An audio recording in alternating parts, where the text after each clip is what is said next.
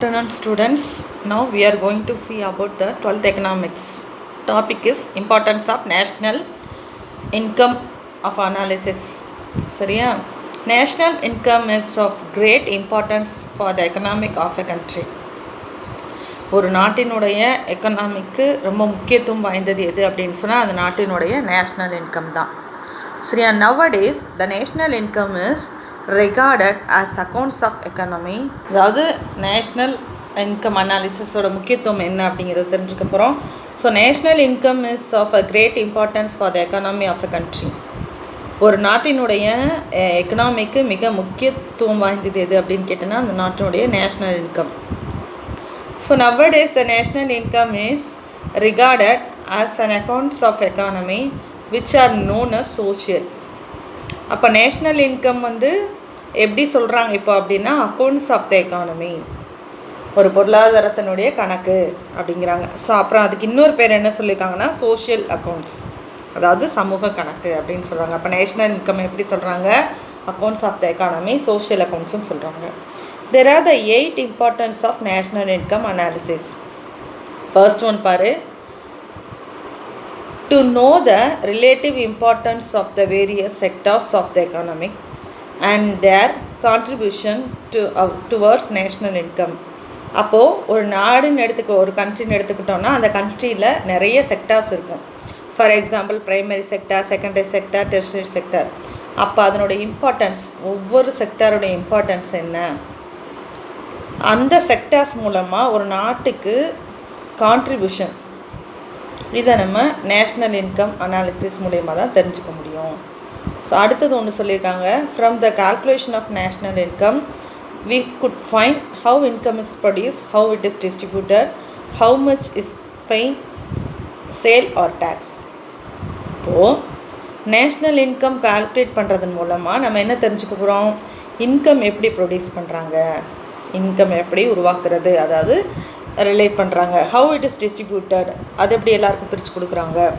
How much is spend, எவ்வளோ செலவழிக்கிறாங்க, எவ்வளோ சேமிக்கிறாங்க, எவ்வளோ டேக்ஸ் அப்படிங்கிறத நேஷ்னல் இன்கம் அனாலிசிஸ் மூலமாக தான் நம்ம தெரிஞ்சுக்க முடியும். செகண்ட் பாயிண்ட் பாரு, to formulate the national policies சச்சஸ், அதாவது தேசிய கொள்கையில் உருவாக்குறதுக்கும் நேஷ்னல் இன்கம் அனாலிசிஸ் அப்படிங்கிறது உதவியாக இருக்குது. அப்போ அந்த நேஷ்னல் பாலிசிஸில் என்னென்ன சொல்லியிருக்காங்க பாரு, monetary policy, fiscal policy and other policies. அப்போது தேசிய கொள்கையை உருவாக்குறதுக்கும் நேஷ்னல் இன்கம் அனாலிசிஸ் ரொம்ப உதவியாக இருக்குது. The proper measures can be adopted to bring the economic to the right of with the help of collecting national income data. அப்போது ஒரு நாட்டினுடைய பொருளாதாரத்தை ஒரு சரியான பாதையில் நம்ம கொண்டு போகணும், அதாவது வளர்ச்சி நிலைக்கு கொண்டு போகணும் அப்படின்னா என்ன தேவைப்படுது? நேஷ்னல் இன்கமுடைய தேசிய வருவாயுடைய புள்ளி விவரங்களை வச்சுக்கிட்டு தான் நம்ம அதை சொல்ல முடியும். ஸோ தேர்ட் ஒன் பாரு, to formulate plan and evaluate plan progress. It is essential that the data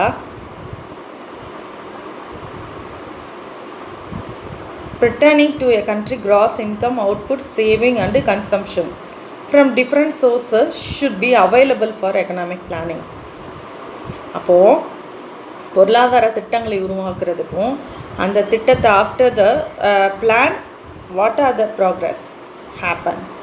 அப்போது ஒரு திட்டத்தை பிளானிங் பண்ணுறதுக்கும் அந்த பிளானிங் பண்ணுறதுக்கு அந்த பிளானிங்கினுடைய ப்ராக்ரஸ் எப்படிங்கிறதையும் இந்த நேஷ்னல் இன்கம் அனாலிசிஸ் ஹெல்ப்பாக இருக்குதுன்னு சொல்கிறாங்க. அப்போது ஒரு நாட்டினுடைய எக்கனாமிக் பிளான் படி முதல்ல என்னென்னலாம் தேவை அப்படின்னா அந்த கண்ட்ரினுடைய கிராஸ் இன்கம் சொல்கிறது டோட்டல் இன்கம். அப்போ அவுட்புட்ன்றது இந்த இடத்துல என்னது, ப்ரொடக்ஷனை சொல்லியிருக்காங்க. அப்போ குட்ஸ் அண்ட் சர்வீஸ் ப்ரொடியூஸ், அதுதான் உற்பத்தி. இப்போ எவ்வளோ சேமிக்க முடியும், எவ்வளோ கன்சம்ஷன் இருக்குது அப்படிங்கிறத நேஷ்னல் இன்கம் அனாலிசிஸ் மூலமா தான் நம்ம செய்ய முடியும். அப்போ பொருளாதார திட்டமிடல் எக்கனாமிக் பார்த்திங்க அப்படின்னா நேஷ்னல் இன்கம் அனாலிசிஸ் ரொம்ப உதவியாக இருக்குது. ஃபோர்த்து பாயிண்ட் ஒன்று பார்த்திங்கன்னா, to build economic models both in short run and long run. So குறுகிய காலம் இருந்தாலும் சரி இல்லை நீண்ட காலமாக இருந்தாலும் சரி, அப்போது பொருளாதார மாதிரிகள், அதாவது எக்கனாமிக் மாடலை உருவாக்குறதுக்கு நேஷ்னல் இன்கம் அனாலிசிஸ் ரொம்ப தேவைப்படுது. அடுத்து ஃபிஃப்த் ஒன் பாருங்கள், to make international comparison, inter regional comparison and intertemporal comparison of growth of the economic to the different periods. பல்வேறு காலகட்டம் தான் டிஃப்ரெண்ட் பீரியட்னு சொல்லிட்டாங்க. டிஃப்ரெண்ட் பீரியட்ஸில் ஒரு நாட்டினுடைய வளர்ச்சி growth of the economic வந்து மற்ற நாடுகளோடு ஒப்பிட்டு பார்க்கும்போது எப்படி இருக்குது, மற்ற பகுதிகளோடு ஒப்பிடும்போது எப்படி இருக்குது, மற்ற துறைகளோடு ஒப்பிட்டு பார்க்கும்போது எப்படி இருக்குன்றதை நம்ம தெரிஞ்சுக்கிறது நேஷ்னல் இன்கம் அனாலிசிஸ் மூலமாக தான் தெரிஞ்சுக்க முடியும். ஸோ 6th பாயிண்ட் பார்த்தீங்கன்னா, to know a countries per capita income which reflects by economic welfare of the country. அப்போ ஒரு நாட்டினுடைய எக்கனாமிக் வெல்ஃபேர் பொருளாதார நலனை எப்படி நம்ம தெரிஞ்சுக்க முடியும் அப்படின்னா பெர் கேபிட்டா இன்கம் மூலமாக தான். பெர் கேபிட்டா இன்கம்னு சொல்லக்கூடியது தல வருமானம். அதை கால்குலேட் பண்ணுறது நம்ம முன்னாடி நீ படிச்சிருப்போம் 11th total national income divided by population.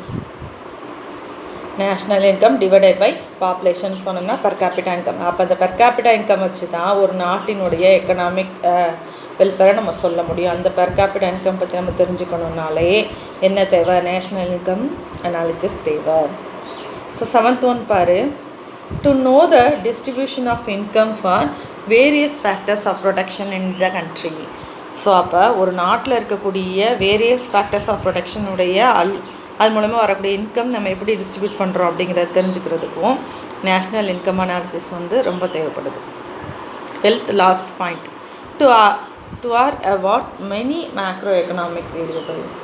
Macro economic தேவைப்படக்கூடிய வேரியபிள்ஸ் நம்ம இதில் வந்து நமக்கு தெரியணும் அப்படின்னா நேஷ்னல் இன்கம் அனாலிசிஸ் தேவை.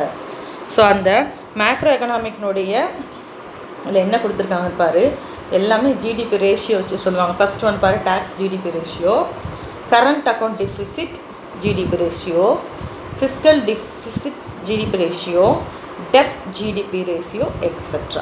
ஸோ இது எல்லாமே மேக்ரோ எக்கனாமிக்னுடைய சரியா. இது நம்ம தெரிஞ்சுக்கணுன்னாலே என்ன தேவை, நேஷ்னல் இன்கம் அனாலிசிஸ் தேவை சரியா. So these are the 8 points, 8 importance of the national income analysis. Now we are going to discuss about the difficulties in measuring national income. அதனால் இந்த நேஷ்னல் இன்கம்மை மெஷர் பண்ணுறதுல என்னென்ன டிஃபிகல்ட்டிஸ் இருக்குன்றதை நம்ம பார்க்கலாம். In India, a special conceptual problem is posed by the existence of a large unorganized and non-monetary subsistence sector, where the barter system still prevails for transacting goods and services. Here a proper valuation of output is very difficult. India பொறுத்தளவுக்கு national இன்கம்மை measure பண்ணணுன்னா அதனுடைய சிறப்பியல்புகளை பற்றி தெரிஞ்சுக்கணும். So அதுதான் special conceptual ப்ராப்ளம்னு சொல்கிறோம். அது என்ன அப்படின்னா, மிகப்பெரிய அளவில் ஒழுங்குபடுத்தப்படாத வாழ்வாதாரத்தை நம்பி இருக்கக்கூடிய சிறு தொழிலை இந்தியாவை சொல்லலாம். ஸோ அதே நேரத்தில் குட்ஸ் அண்ட் சர்வீசஸ் டிரான்சாக்ஷன் பண்ணுறதுல இன்றைக்கும் பார்ட்டர் சிஸ்டம், அதாவது பண்டமாற்ற முறை அப்படிங்கிற ஒன்று வந்து கடைபிடிக்கிறாங்க. ஸோ அதனால் இந்தியாவில் இருக்கக்கூடிய அவுட்புட், அதாவது goods and service, produced goods and சர்வீசஸை ப்ராப்பராக வேல்யூவேஷன் பண்ணுறதுல நிறைய டிஃபிகல்ட்டிஸ் இந்தியாவில் ஃபேஸ் பண்ணுறோம். ஸோ அந்த டிஃபிகல்ட்டிஸை பார்த்தோம் அப்படின்னா, there are the 7 difficulties in measuring national income. They are transfer payments, difficulties in assessing depreciation allowance, unpaid services, income from illegal activities, production for self-consumption and changing price, capital gains, statistical problems. So இந்த 7 டிஃபிகல்ட்டிஸையும் நம்ம ஒன்றுன்னா இப்போ discuss பண்ண போகிறோம். First one, transfer payments. Government makes payments in the form of pensions, unemployment allowance, subsidies, etc. These are government expenditure, but they are not included in the national income because they are paid without adding anything to the production process. For government கொடுக்கக்கூடிய pension, unemployment allowances, subsidies, இதெல்லாம் உனக்கு தெரியும். ஓய்வூதியம், வேலை வாய்ப்பின்மை, so இதுக்காக கொடுக்கக்கூடிய உதவித்தொகை, அப்புறம் மானியம். ஸோ இதெல்லாம் வந்து கவர்மெண்ட்டுக்கு வந்து எக்ஸ்பெண்டிச்சர். இதை வந்து நம்ம நேஷ்னல் இன்கமில் சேர்க்க முடியாது. ஏன் அப்படின்னா, இது வந்து இப்போது பென்ஷனாக இருக்கட்டும், அன்எம்ப்ளாய்மெண்ட் அலவன்ஸாக இருக்கட்டும், சப்சிடி, இதெல்லாம் ப்ரொடக்ஷன் ப்ராசஸில் சேர்க்க மாட்டோம் இல்லையா. During a year, interest on debt is also considered transfer payment because it is paid by the government, individuals and firms and their past saving without any productive work. அப்போது ஒரு நாடு இருக்குன்னா அந்த நாடு கடன் வாங்குது, அந்த கடனுக்காக திருப்பி வட்டி கட்டுறாங்க இல்லையா? ஸோ அதுதான் இன்ட்ரெஸ்ட் ஆன் நேஷ்னல். ஸோ அதையும் ஒரு நாடு வாங்கின கடனுக்காக கட்டுற இன்ட்ரெஸ்ட்டை கூட ட்ரான்ஸ்ஃபர் பேமெண்ட் தான் சொல்கிறாங்க. ஏன் அப்படின்னா அது வந்து கவர்மெண்ட் ஒரு இண்டிவிஜுவலுக்கோ நிறுவனத்துக்கோ கொடுக்குது.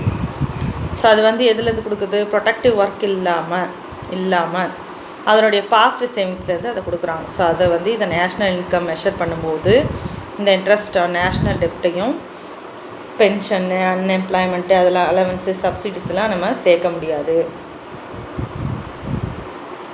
செகண்ட் ஒன் பாருங்கள், difficulties in assessing depreciation allowance. Depreciation அலவன்ஸ்னால் உனக்கு தெரியும், தேய்மானத்துக்காக நம்ம கொடுக்கக்கூடிய தொகையாக தான் டெப்ரிசியேஷன் அலவன்ஸ். ஸோ இதை வந்து அசஸ் பண்ணுறதுன்னு டிஃபிகல்ட்டிஸ் இருக்குன்றாங்க. So deduction of depreciation allowances, accidental damages, repair and replacement charges from the national income is not an easy task. So அப்போ நேஷ்னல் இன்கம்லேருந்து டெப்ரிசியேஷனுக்காக கொடுக்கக்கூடிய தொகை, அப்போ தேய்மானத்துக்காக கொடுக்கக்கூடிய தொகைகள், அப்புறம் விபத்து ஏற்படக்கூடிய சேதங்கள், அதை ரிப்பேர் பண்ணுறது, அந்த ரிப்பேரான பொருளை ரீப்ளேஸ் பண்ணுறது. ஸோ இந்த மாதிரியான நேஷ்னல் இன்கம்லேருந்து டிடெக்ட் பண்ணுறது வந்து ரொம்ப ஒரு சிக்கலான விஷயம், ஒரு ஈஸி டாஸ்க் கிடையாது. அப்போ என்ன செய்யணும் அப்படின்னா, it requires high degree of judgement to assess the depreciation allowance and other charges. அப்போது டெப்ரிசியேஷனை கால்குலேட் பண்ணும்போது ரொம்ப கவனத்தோடு செய்ய வேண்டிய சிச்சுவேஷன் இருக்குது. தேர்ட் ஒன் பாரு, அன்பெய்ட் சர்வீசஸ், அதாவது பணம் செலுத்தப்படாத பணிகள் என்ன அப்படின்னு பார்த்தோம்னா, housewife renders a number of useful services like preparation of meals, serving, tailoring, mending, washing, cleaning, bring up children, etc. She is not paid for them and her services are not directly included in national income. இப்போ house wife செய்யக்கூடிய பல்வேறு பணிகள், இப்போ சாப்பாடு சமைக்கிறதுலேருந்து துணி தைக்கிறது, வீட்டை சுத்தம் பண்ணுறது, குழந்தைங்களை வளர்க்குறது, இது எல்லாமே அவங்களுக்காக வீட்டில் பணம் தராங்களா? கிடையாது. அதனால் இது வந்து நேஷ்னல் இன்கமில் செய்ய மாட்டாங்க. அதே பாரு, services performed by the paid servants are included in national income. இப்போ வீட்டில் உள்ள நம்ம அம்மா, நம்ம அப்பா, இல்லை நம்ம கூட பிறந்தவங்கள செய்யக்கூடிய சர்வீஸ்க்கு நம்ம பே பண்ணுறதில்ல. ஆனால் இதே வீட்டு வேலை செய்கிறதுக்காக நம்ம அம்மாவோ அப்பாவோ வந்து இன்னொரு வீட்டுக்கு போனால் அது வந்து பணம் கொடுக்கணும், அது பெய்டு சர்வீஸ் ஆகிரும். இப்போ நம்ம வீட்டில் நம்ம அம்மாவோ இல்லை அக்காவோ செய்யக்கூடிய சர்வீஸ் இருக்கு இல்லையா? ஸோ அது வந்து நம்ம வந்து அதுக்காக நம்ம எதுவும் தனியாக ஸ்பெண்ட் பண்ண வேண்டியதில்லை, அமௌண்ட் பே பண்ணுறது கிடையாது. இதே வீட்டு வேலைக்காக வெளியிலன்னு போனால் அது வந்து பெய்டு சர்வீஸாக தான் நேஷ்னல் இன்கமில் சேர்ப்பாங்க. இப்போ நம்ம வீட்டில் இருக்கக்கூடியவங்க பெண்கள் செய்யக்கூடிய வேலையை வந்து நம்ம ஏன் சேர்க்குறதில்ல அப்படின்னா, அது எந்த இதில் வந்துடுது அப்படின்னா லவ் அண்ட் அஃபெக்ஷன் வந்துடும். ஸோ அவங்க குடும்பத்து மேலே இருக்கக்கூடிய அன்பு அல்லது அக்கறையில் வரக்கூடியது. ஸோ இது வந்து நேஷ்னல் இன்கமில் சேராது. The reason for the exclusion of the services from national income is the love and affection of the housewife in performing her domestic work cannot be measured in a meritance. So அவங்க செய்கிற வேலையெல்லாம் பணத்தின் அடிப்படையில் பார்த்து செய்கிறது கிடையாது. Similarly, there are a number of goods and services which are difficult to assess in many times for the reason stated ago, such as rendering services to the friends, painting, singing, dancing, etc. இதே போல் நிறைய services இருக்குது, அதை வந்து நம்ம பணத்தின் அடிப்படையில் மதிப்பிட முடியாது. இப்போ ஃப்ரெண்டுக்கு நம்ம செய்யக்கூடிய ஹெல்ப்பாக இருக்கட்டும், ஒரு பெயிண்டிங் பண்ணுறோம், ட்ராயிங் பண்ணுறோம், பாடுறோம், நம்மளோட சாட்டிஸ்ஃபேக்ஷனுக்காக டான்ஸ் பண்ணுறது. ஸோ இது எல்லாமே வந்துட்டு எதில் வராதுன்னா நேஷ்னல் இன்கமில் வராது. மெனி டைம்ஸில் இது பார்க்க முடியாது, மணி டேர்ம்ஸில் பார்க்க முடியாது, இதில் அன்பெய்ட் சர்வீசஸ். ஸோ இதை நேஷ்னல் இன்கம் மெஷர் பண்ணும்போது இதை எடுத்துக்க முடியாது. ஃபோர்த் ஒன் பாரு, இன்கம் ஃப்ரம் இல்லீகல் ஆக்டிவிட்டீஸ், சட்டவிரோதமான நடவடிக்கைகள் மூலம் வரக்கூடிய வருமானம். இந்த இல்லீகல் ஆக்டிவிட்டி மூலமாக நம்ம இன்கம் என்ன ஆகும் அப்படின்னா, gambling, smuggling, illicit extraction of liquor, அதாவது சூதாட்டம், கள்ளக்கடத்தல் பண்ணுறாங்க இல்லையா, சட்டவிரோதமாக வந்துட்டு ஆல்கஹால் தயார் பண்ணுறது, இதெல்லாம் வந்து இன்கம்மாக வர்றது. ஸோ இந்த இன்கம்மெல்லாம் வந்து நேஷ்னல் இன்கமில் சேராது. ஸோ இந்த சர்வீசஸ்க்கெலாம் வேல்யூ உண்டு, பண மதிப்பு இருக்குது, இருந்தாலும் அது வருமானமாக இருந்தால் கூட அது சமூக அடிப்படையில் பார்த்து சமூக நலனோட சோஷியல் வெல்ஃபேருக்கு வந்து தீங்கு விளைவிக்கக்கூடியது தான். சரியா? அப்படி இருக்கிறதுனால இதை நேஷ்னல் இன்கம்மை சேர்க்க மாட்டாங்க. ஸோ அந்த பர்டிகுலர் கமாடிட்டி வந்து இருக்கலாம், டிரான்சாக்ஷன் நடக்கலாம், இருந்தாலும் சமூகத்தின் அடிப்படையில், சமூக நலத்தின் அடிப்படையில் அதை நேஷ்னல் இன்கமில் கொண்டு வர மாட்டாங்க. ஸோ அதான் இங்கே கொடுத்துருக்காங்க. Income learn proof illegal activities like gambling, smuggling, initiate extract of liquor, etc. is not included in national income. Such activities have value and satisfy the wants of people, but they are not considered as a protective from the point of view of society. அப்போது அந்த கேம்பிளிங்காக இருக்கட்டும், ஸ்மக்லிங்காக இருக்கட்டும், extra acting லிக்கராக இருக்கட்டும், so இது எல்லாமே அதுக்குன்னு மணி value உண்டு, மக்களோட விருப்பத்தை நிறைவேற்றுது. ஸோ இருந்தாலும் அதை என்ன பண்ண மாட்டாங்க, ப்ரொடக்டிவிட்டி ப்ராசஸாக எடுத்துக்க முடியாது. ஸோ அது மனிதனுக்கு தீங்கு தரக்கூடியது. ஸோ அதனால் சமூகத்தின் அடிப்படையில், சமூகத்தினுடைய நலத்தின் அடிப்படையில் அதை பார்த்து அதை நேஷ்னல் இன்கமில் கால்குலேட் பண்ண முடியாது. 5th ஒன் பாருங்கள், production for self consumption and changing price. Production for self consumption and changing price. அப்போது தன்னுடைய தேவைக்காக, சுய நுகர்வுக்காக நம்ம செய்யக்கூடிய உற்பத்தியையும் அதனால் ப்ரைஸ் மாறுறதையும் நம்ம நேஷ்னல் இன்கம் மெஷர் பண்ணும்போது கால்குலேட் பண்ண மாட்டாங்க. பாரு, farmers keep a large portion of food and other goods produced on the farm for consumption, self consumption. The problem is whether that part of the produce which is not sold in the market can be included in national income or not. அப்போ விவசாயி இருக்காருன்னா அவருடைய நிலத்தில் அவர் என்ன பண்ணுறாருன்னா ஒரு graph cultivate பண்ணுறாரு, அதை ஹார்வெஸ்ட் பண்ணுறாரு. ஹார்வெஸ்ட் பண்ணதுக்கப்புறம் அவருடைய செல்ஃப் கன்சப்ஷன், அவருடைய பயன்பாட்டுக்காக அதை எடுத்து வச்சுக்கிறாரு. ஸோ அதை மார்க்கெட்டில் கொண்டு போய் விற்றாரா விற்கலையா, அது நேஷ்னல் இன்கமில் சேருதா சேரலையாங்கிறத நம்ம இங்கே புரிஞ்சிக்க முடியாது. ஸோ இதை வேணால் நம்ம தெரிஞ்சுக்கிறதுக்கான வாய்ப்புகளும் கிடையாது. National income by product method is measured by the value of final goods and services at current market price. So இங்கே ப்ராடக்ட் மெத்தடில் நேஷ்னல் இன்கம்மை எப்படி மெஷர் பண்ணுறாங்கன்னா, மார்க்கெட் ப்ரைஸ், அதாவது கரண்ட் மார்க்கெட் ப்ரைஸ், அதனுடைய கரண்ட் மார்க்கெட் ப்ரைஸில் குட்ஸ் அண்ட் சர்வீஸனுடைய வேல்யூ வச்சு தான் national இன்கம்மாக measure பண்ணுறாங்க. என்ன மெத்தடில்? ப்ராடக்ட் மெத்தடில். But prices do not remain stable. அப்போ விலை வந்து நிரந்தரமாக ஒரே மாதிரி இருக்குமான்னு கேட்டால் உயரவோ அல்லது தாழவோ செய்யும். To solve this problem, economics calculate the real national income at a constant price level by the consumer price index. So இந்த ப்ராப்ளத்தை நம்ம சால்வ் பண்ணணும்னா எக்கனாமிக்ஸில் எப்படி கால்குலேட் பண்ணுறாங்கன்னா, எக்கனாமிக்ஸ் எல்லாம் த ரியல் இன்கம் கால்குலேட் பண்ணுறாங்க. எந்த பேசிக்காக வச்சுன்னா கான்ஸ்டன்ட் ப்ரைஸ் லெவலில் ஒரு கான்ஸ்டன்ட், ஒரு மாறாத விலையின் அடிப்படையில் அதை கால்குலேட் பண்ணுறாங்க. இது எப்படி கால்குலேட் பண்ணுறாங்கன்னா, இந்த கன்சூமர் ப்ரைஸ் இண்டெக்ஸை வச்சுக்கிட்டு அதை பயன்படுத்தி மாறாத விலை அந்த அடிப்படையில் ரியல் நேஷ்னல் இன்கம்மை கால்குலேட் பண்ணுறது மூலமாக இந்த ப்ராப்ளத்தை வந்து எக்கனாமிக்ஸ் வந்து சால்வ் பண்ணுறாங்க. 6th ஒன்று capital gains. The problem also arises with regard to capital gains, அதாவது மூலதன லாபம். ஸோ அப்போ கேபிட்டல் கெயின்ஸ் எப்படி கால்குலேட் பண்ணுறாங்க பாரு. The capital gains arise such as a house, other properties, stocks or shares etc. is sold at higher prices than was paid for it at the time of purchase.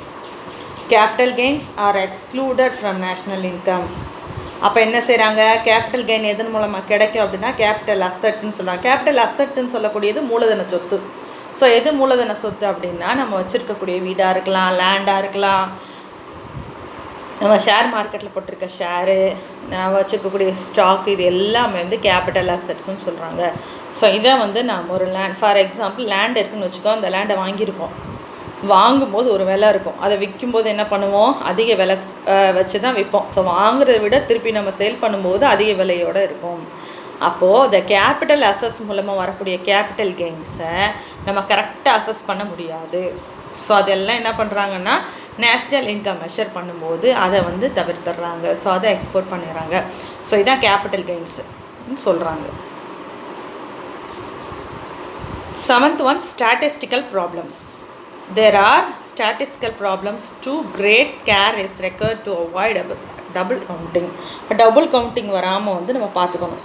ஏன்னா புள்ளி விவரங்கள் சார்ந்த பிரச்சனைகள் இருக்கிறதுனால statistical data may not be perfectly reliable. They are from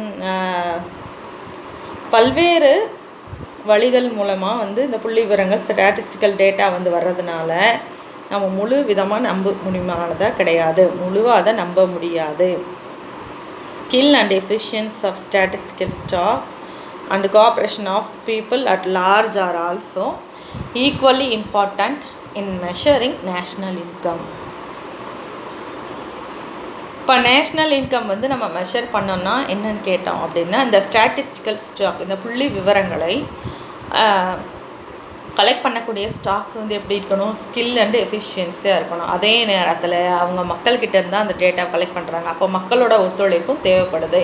இப்போ 2 பேருடைய ஒத்துழைப்பும், இங்கே கோஆப்ரேஷன் ஆஃப் பீப்புள் மக்களுடைய ஒத்துழைப்பும், ஸ்டாட்டிஸ்டிக்கல் ஸ்டாஃப் அதாவது புள்ளி விவரங்களை சேகரிக்கக்கூடிய அலுவலர்கள் அவங்களுடைய திறமையும் 2 பேருக்கும் சேர்ந்து இருந்தால் தான் நேஷ்னல் இன்கம்மை மெஷர் பண்ணுறது பர்ஃபெக்டாக பண்ண முடியும். The following are the some of the statistical problem. First one பார்த்தீங்கன்னா, accurate and reliable data are not adequate. As farmer put in the subsistence sector is not completely informed. In animals husbandry there are no authentic production data available. இப்போது இங்கே என்ன சொல்கிறாங்கன்னா, இதனுடைய statistical problem ஒரு சரியான அக்யூரேட்டாக இல்லை, ரிலையபிள் நம்பகத்தன்மையுள்ளதாக இல்லை. அப்படி இருக்கும்போது காரணம் என்னென்னா, விவசாயத்தில் வரக்கூடிய உற்பத்தியை முழுவதுமாக சொல்லப்படுறதில்ல. அது எவ்வளோ ப்ரொடக்ஷன் பண்ணுறானோ அவ்வளோ சொல்கிறதில்ல. செல்ஃப் கன்சம்ஷனுக்காக அவன் கொஞ்சம் எடுத்துடுறான். ஸோ இதில் கணக்கில் வர்றதில்லை. அது முறை அனிமல் ஹஸ்பண்ட்ரி கால்நடை துறையிலிருந்து வரக்கூடிய டேட்டாஸ் கொடுக்கக்கூடிய டேட்டாஸும் ஆத்தென்டிகேஷன் அதிகாரப்பூர்வமாக நம்பக்கூடியதாக இல்லை அப்படிங்கிறாங்க. ஸோ 2வது பார்த்திங்கன்னா, different languages customs extra also to a problem in computer estimate. So national income நம்ம எஸ்டிமேட் பண்ணும்போது, இப்போ இங்கே நம்ம இருக்கிறோம், இன்னொரு ஸ்டேட்டில் நம்ம சம்மந்தமாக டேட்டாலாம் கலெக்ட் பண்ணும்போது என்ன பண்ணுவோம், ஸோ அங்கே டிஃப்ரெண்ட் லாங்குவேஜஸ் பேசுவாங்க. ஸோ பல்வேறு விதமான பழக்கவழக்கங்கள் இருக்கும். அப்போ இது டிஃப்ரெண்ட் லாங்குவேஜஸும் கஸ்டம்ஸும் கூட இந்த நேஷ்னல் இன்கம் எஸ்டிமேட் பண்ணுறதுல ப்ராப்ளத்தை ஏற்படுத்துது. People in India are different to the official inquiries. They are not most cases non-cooperative also. So அப்போ இங்கே இருக்கக்கூடிய மக்களுக்கும் அந்த டேட்டா கலெக்ட் பண்ணக்கூடிய ஆஃபீஸர் கோஆப்ரேஷன் இல்லை. ஸோ இதனால கூட ஒரு சரியான தகவல் இருக்கிறதில்ல, சரியா? ஸோ டேட்டா என்னாச்சு ஏதாச்சு அப்படின்னு ஒரு அதிகார தூணல் கேட்குறதுனால மக்களுக்கு என்ன பண்ணுறது அப்படின்னா, முறையான டேட்டாவை கொடுக்கறதில்ல. ஸோ அப்போ 2 பேருடைய ஒத்துழைப்பும் இதுக்கு ஒரு முக்கியமாக காரணமாக இருக்குது. For the most of the statistical staff are untrained and inefficient. அப்போது புள்ளி விவரங்களை சேகரிக்கக்கூடிய அலுவலர்கள் அந்த ஸ்டாஃப் இருக்காங்க இல்லையா, அவங்க ட்ரெயின்டு இல்லாத ஸ்டாஃபாக இருப்பாங்க. அவங்களுக்கு அந்தளவுக்கு எஃபிஷியன்சி இருக்காது. அதனாலே நம்மளால் என்ன பண்ண முடியாது, நேஷ்னல் இன்கம்மை மெஷர் பண்ண முடியாது. Therefore, national income estimates in our country are not very accurate or adequate. அப்போது நேஷ்னல் இன்கம் எஸ்டிமேட் பண்ணுறது நம்ம நாட்டில் ஒரு சரியான தகவலை, போதுமான தகவல்களை கொடுக்க முடியலை.